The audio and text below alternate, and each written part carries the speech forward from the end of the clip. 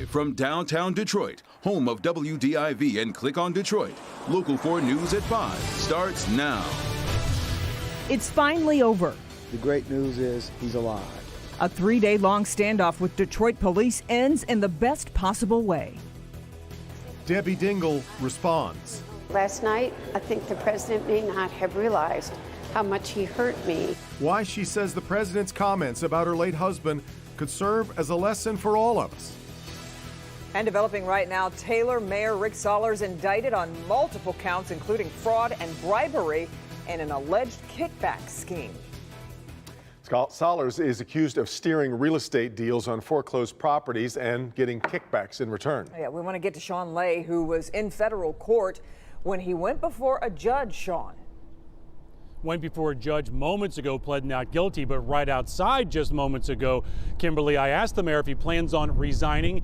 He says no, but the U.S. attorney is calling this corruption at the highest levels of the Taylor government system here and alleging that $30,000 worth of improvements was made to the mayor's home, along with $12,000 worth of improvements to his lake house, all for allegedly funneling city business to a businessman. I've said it from day one, I'm innocent.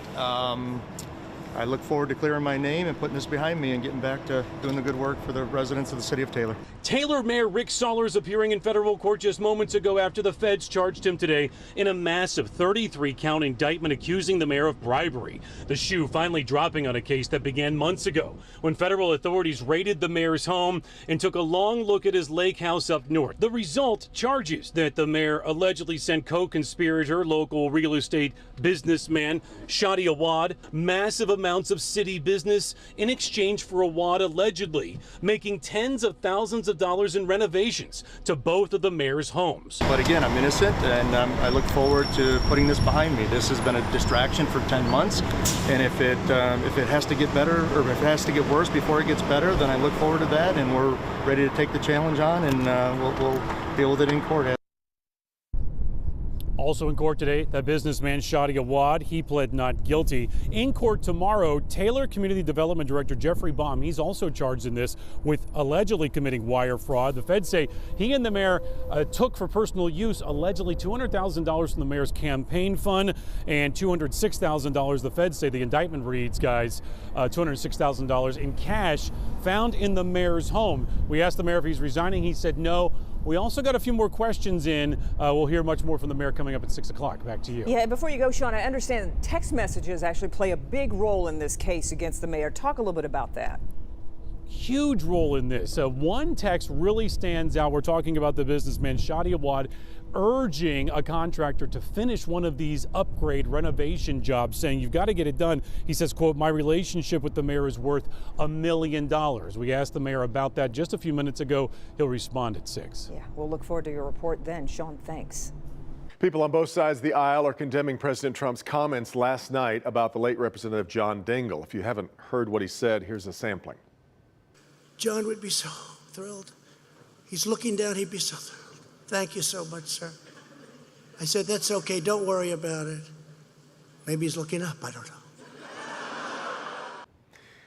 know. Well, I spoke with Congresswoman Debbie Dingell about all of this just a short time ago. I was not prepared for the shot at my husband, and I'm already having a hard time at the holidays, so it didn't make it easier. It is hard.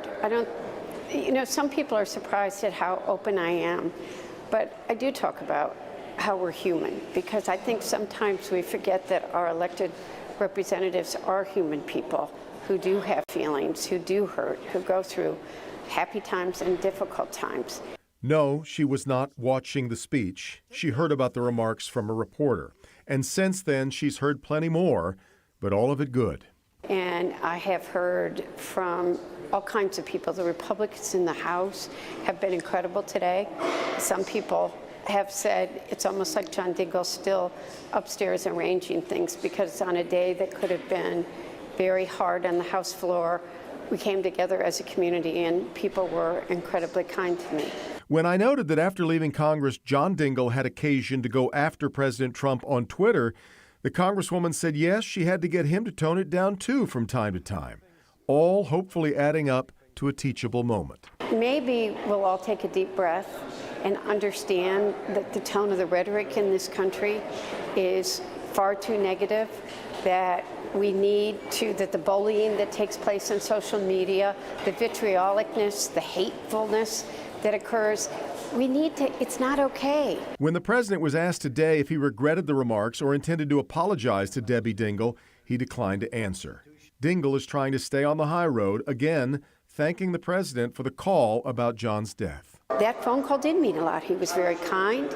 He was very empathetic on that call and seemed to understand how sad I was and my grief. And even now, as I tell you about that phone call, I was grateful, and I'm still grateful even after what he said yesterday. You know, last night, I think the president may not have realized how much he hurt me by what he said about the man that I love and is still, I really miss every day. A number of Republicans are asking the president to apologize, including Fred Upton and Paul Mitchell, both congressmen from Michigan, and Tom Cole, congressman from Oklahoma, who said the remarks were extraordinarily inappropriate. And meanwhile, President Trump may be impeached, but the process is far from over. Senate Republicans have been preparing for a quick trial and a near certain acquittal, but a surprise announcement by House Speaker Nancy Pelosi has made that less certain. Alice Barr is in Washington to explain. Good evening. Speaker Pelosi surprised many in Washington by saying she didn't want to send the articles of impeachment over to the Senate until she could be sure there would be a fair trial. Today, headlines across the country marking the impeachment that will forever brand President Trump's legacy. The process now shifts to a Senate trial as early as next month. Majority Leader Mitch McConnell today blasting House Democrats for acting out of partisan rage and promising to clear the president of wrongdoing. The Senate must put this right. House Speaker Nancy Pelosi saying that declared bias means the Senate won't run the fair trial constitutional framers planned for. I don't think they suspected that we could have a rogue president and a rogue leader in the Senate at the same time. The Speaker signaling she may not immediately pass the articles to the Senate, leaving impeachment in limbo and maintaining leverage as Leader McConnell negotiates trial terms today with the Senate's top Democrat. Nancy Pelosi is not constitutionally, legally, or regulatorily bound to submit anything on their timetable. President Trump on the attack, tweeting Pelosi feels her phony impeachment hoax is so pathetic, she is afraid to present it to the Senate. It doesn't feel like impeachment. And you know what? It's a phony deal. The president trying to downplay impeachment, a chapter in American history that's still being written on Capitol Hill.